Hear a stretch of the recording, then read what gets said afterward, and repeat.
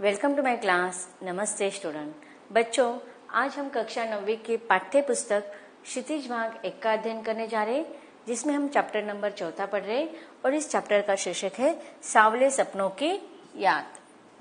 सांवले सपनों की याद इस पाठ का यह सेशन नंबर 2 है।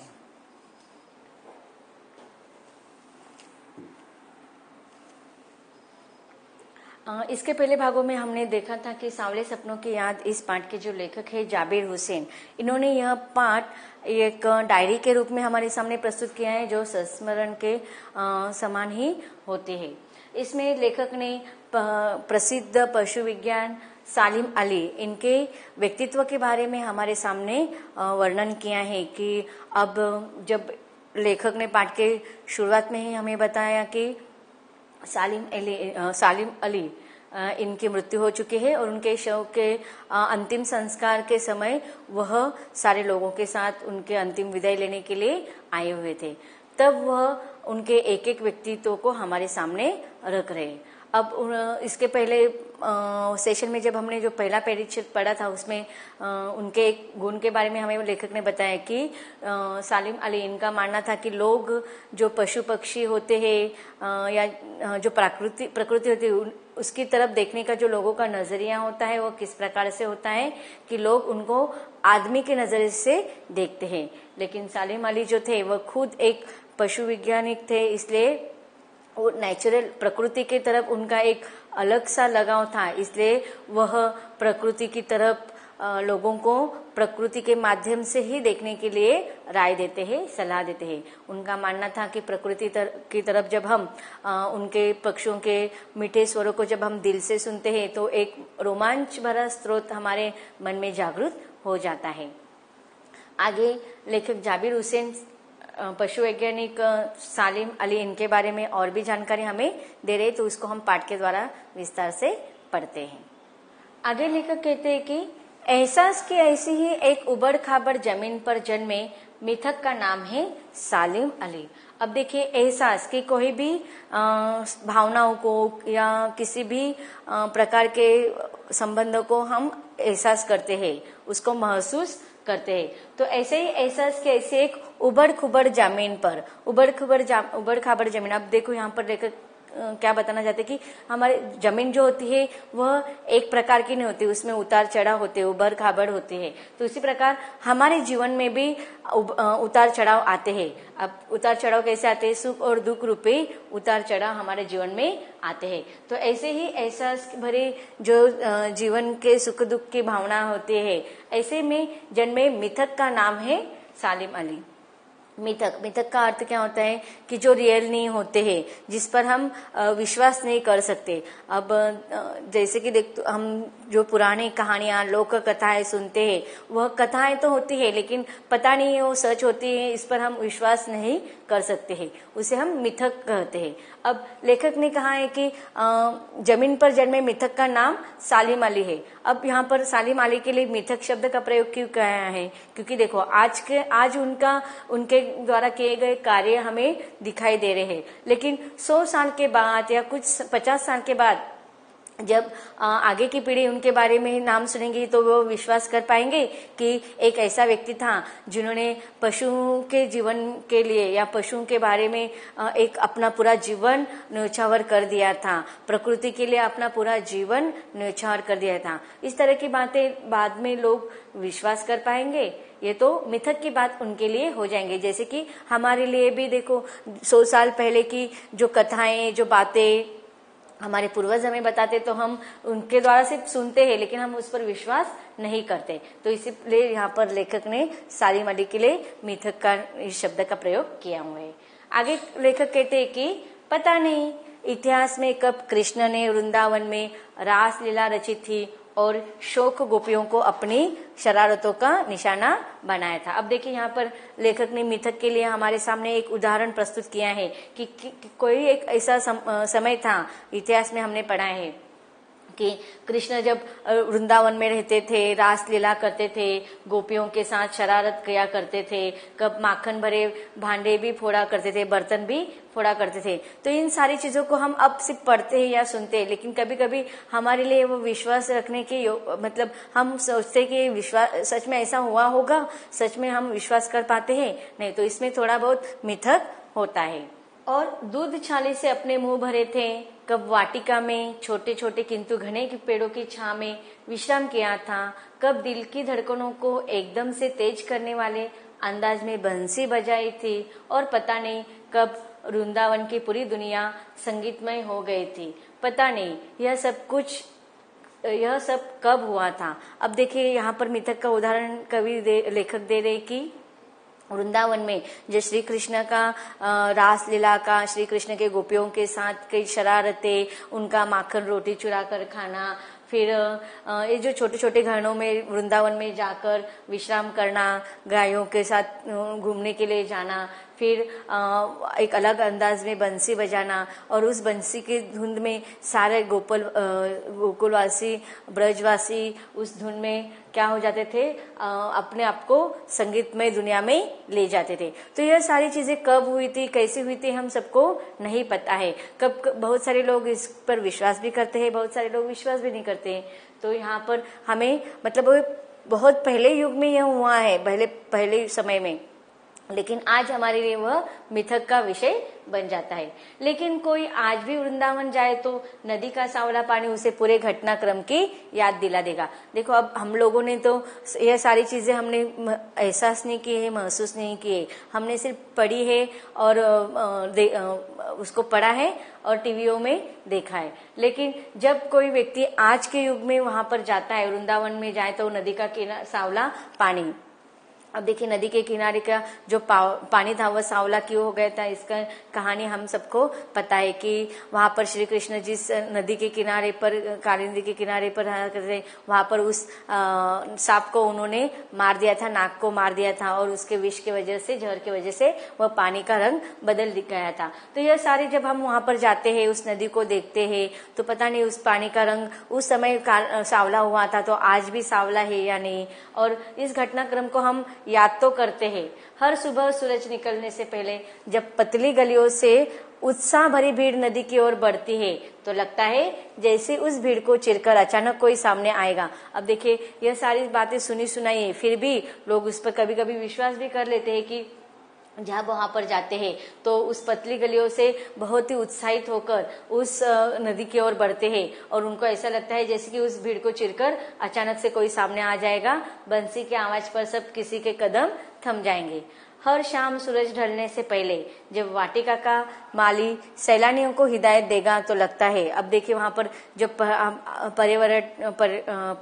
जब हम अब घूमने के लिए जाते हैं तो वहां पर जो यात्री होते हैं, सैलानी यात्री, तो वहां के जो माली होते हैं उनको हिदायत देते हैं, सूचना देते हैं, और ऐसा लगता है जैसे सब कुछ ही क्षणों में वो कहीं आ टपकेगा और संगीत का जादू वाटिका के भरे पूरे माहौल पर छाया जाएगा।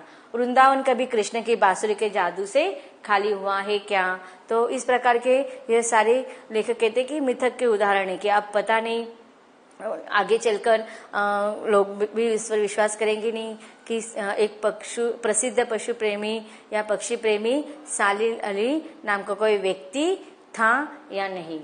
आगे लेखक कहते हैं कि मिथकों की दुनिया में इस सवाल का जवाब तलाश करने से पहले एक नजर कमजोर काया वाले उस व्यक्ति पर डाली जाए जिसे हम सालिल अली के नाम से जानते हैं। अब देखिए आगे लेखक उनके व्यक्तिमत्व के बारे में वर्णन कर रहे हैं कि अब मिथकों की पता नहीं, हमें आगे उनके बारे में लोग याद रखेंगे या नहीं उसके बारे में पता नहीं, लेकिन आज अब इस सवाल का जवाब तलाश करने से पहले लेखक कहते कि एक नजर हम उस व्यक्ति के शरीर पर डाल देते हैं। कमजोर काया वाले शरीर, अर्थात देखो उनका जो शरीर था वो कैसा था, कमजोर, काया वाला मतलब शरीर।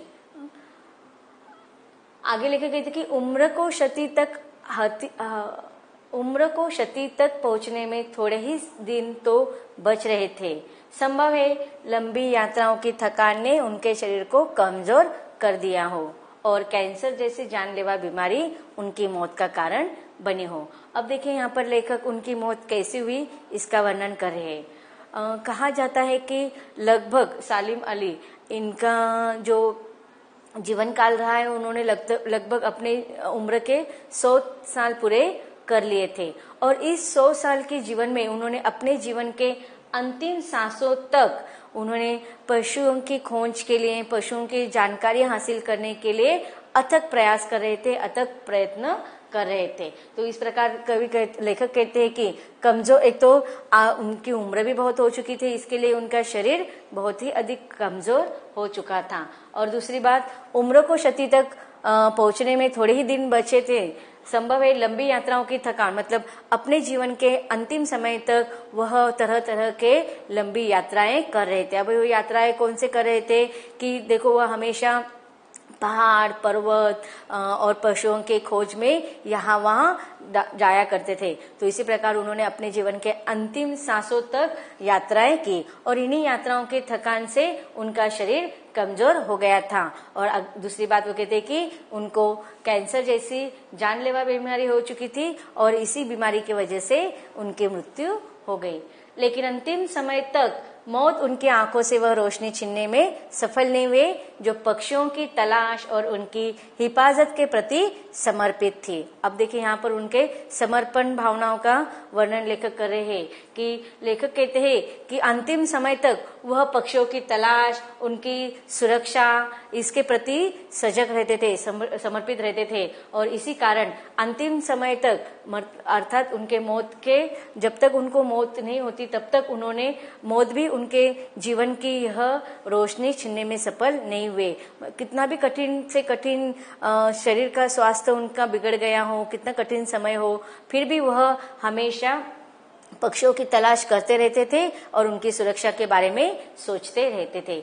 सालिम अली की आंखों पर चढ़ी दूरबीन उनकी मौत के बाद ही तो उतरी थी। दूरबीन, अब दूरबीन क्या होता है कि देखो पशु पक्षियों को अगर सूक्ष्म रूप से हमें देखना होगा, निरीक्षण करना होगा तो उसके लिए उस दूरबीन का प्रयोग किया जाता है। तो लेखक कहते हैं कि जीवन के अंतिम समय तक उन्होंने अपनी दूरबीन को, जिसके निशानी है कि पशुओं के प्रति उनका कितना लगाव था, तो सालिम अली ने अपने आंखों पर चढ़ी हुई उस दूरबीन को मौत के बाद ही निकाली, अर्थात अंतिम समय तक उनके गले में वो दूरबीन दिखाई दे रही थी। उन जैसा बर्ड वॉचर शायद ही कोई हुआ हो, लेकिन एकांत क्षणों में सालिम अली बिना दूरबीन भी देखे गए हैं। अब देखिए यहाँ पर उनको किस नाम से जाना जाता था? बर्ड वॉचर, अर्थात पक्षियों का खोज करने वाला। लेकिन एकांत क्षणों में सलीम अली बिना दूरबीन भी देखे गए हैं। दूर क्षितिज तक फैली जमीन और झुके आसमान को छूने वाली उनकी नजरों में कुछ कुछ वैसा ही जादू था जो प्रकृति को अपने घेरे में बांध लेता है। अब देखिए लेखक कहना चाहते हैं कि एक दूरबीन उनके जीवन का अभिन्न अंग हो गया था, मतलब वह हमेशा पशु पक्षियों के खोज में और उनकी हिफाजत में लगे रहते थे और इसीलिए वह दूरबीन का इस्तेमाल हमेशा करते थे। लेकिन लेखक ये भी कह रहे हैं कि कभी कभी वह दूरबीन के बिना भी हमें दिखाई देते हैं और जब दूरबीन के बिना दिखाई देते हैं तब भी वह क्या करते हैं? क्षितिज तक। क्षितिज का अर्थ क्या होता है कि जहां पर हमें ऐसा लगता है कि जमीन और धरती और आसमान एक दूसरे को छू रहे हैं, ऐसा जहां पर हमें आभास होता है उस स्थान को हम क्षितिज कहते हैं। तो दूर क्षितिज तक फैली हुई जमीन और झुके आसमान को छूने वाली उनकी नजरों में कुछ कुछ वैसा ही जादू था जो प्रकृति को अपने घेरे में बांध लेता था। तो देखो पशुओं के प्रति तो उनको लगाव था, लेकिन प्रकृति के प्रति भी उनको रुचि थी। इसका वर्णन इस पंक्तियों के द्वारा हमें लेखक बताना चाहते हैं। सालिम अली उन लोगों में थे जो प्रकृति के प्रभाव में आने की बजाय प्रकृति को अपने प्रभाव में लाने के कायल होते हैं। अब देखिए यहाँ पर लेखक ने क्या कहा है कि प्रकृति के प्रभाव में आने के बजाय प्रकृति को अपने प्रभाव में, अर्थात जिस प्रकार से वह प्रकृति के विशेष लगाव रखते थे, रुचि रखते थे, प्रकृति के प्रेमी माने जाते थे, उसी प्रकार प्रकृति भी उनसे स्नेह रखती थी। जैसे कि देखो प्रकृति में पशु पक्षी आते हैं ना, तो पशु पक्षी जब वो उनके पास आ जाते थे, वह किसी प्रकार से उनकी खोजबीन करते थे, तो पशु पक्षियों को भी उनसे लगाव हो जाता था। उनके लिए प्रकृति में हर तरफ एक हंसती खेलती रहस्य भरी दुनिया पसरी थी। यह दुनिया उन्होंने बड़ी मेहनत से अपने लिए गढ़ी थी। अब देखिए यहाँ पर लेखक कहते कि उन्होंने पशु पक्षियों के लिए, उनकी हिफाजत के लिए, उनके खोजबीन के लिए, उसी प्रकार प्रकृति की तरफ वह उनका बहुत ही ध्यान रहा करता था। प्रकृति के हर चीजों को, हर रहस्य को वह खोजने का प्रयास करते थे। हर रहस्य की खोजबीन करने का अंतिम सांस तक वह प्रयत्न करते थे। यह दुनिया उन्होंने बड़ी मेहनत से अपने लिए गढ़ी थी। अब कौन सी दुनिया की, पशु पक्षियों की जो दुनिया थी उसके बारे में यहाँ पर लेखक कह रहे हैं। उनकी जीवन साथी तहमीना ने काफी मदद पहुंचाई थी। तहमीना स्कूल के दिनों में उनकी सहपाठी रही थी। अब देखिए उनकी पत्नी का नाम है तहमीना। तो इस पशु पक्षियों के जीवन में जो खोजबीन करते थे उनमें उनके पत्नी ने उनको हमेशा मदद की है, सहायता की है। तो बच्चों अब तक हमने जो परिच्छेद पढ़े हैं उसमें आए हुए कुछ कठिन शब्दों का अर्थ देख लेते हैं। तो बच्चों जो परिच्छेद हमने पढ़ा उसमें आए हुए कुछ कठिन शब्दों का अर्थ देखते हैं। मिथक, पुरा कथाओं का वह तत्व जो नई स्थितियों में नए अर्थ वहन करता है। शोक, चंचल शरारती। भांडे, बर्तन। अंदाज, ढंग। वाटिका, छोटा उपवन। काया, शरीर। हिफाजत, सुरक्षा। समर्पित, आदर से दिया हुआ। बर्ड वॉचर, पक्षियों के क्रियाकलापों को गहराई से देखने वाला। एकांत, अकेला। क्षितिज, वह काल्पनिक स्थान जहाँ धरती और आसमान मिलते हुए प्रतीत होते हैं। कायल होना, मान लेना। पसरी, फैली हुई। तो बच्चों अब तक हमने लेखक के द्वारा सालिम अली इनके व्यक्तित्व के बारे में जानकारी हासिल की। आगे भी लेखक उनके बारे में हमें बहुत सारी जानकारी देने वाले हैं, लेकिन उसको हम पढ़ेंगे इसके अगले भाग में।